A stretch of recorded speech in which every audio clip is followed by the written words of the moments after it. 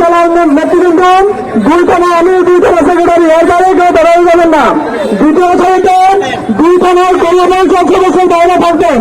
এরপরে আপনারা বাকি সবাই পিছিয়ে থাকবেন। এই নিয়মের বাইরে কেউ দেখতে হবেন না। আমাদের মিছিলের সামনে শিবিরের একটি শিশু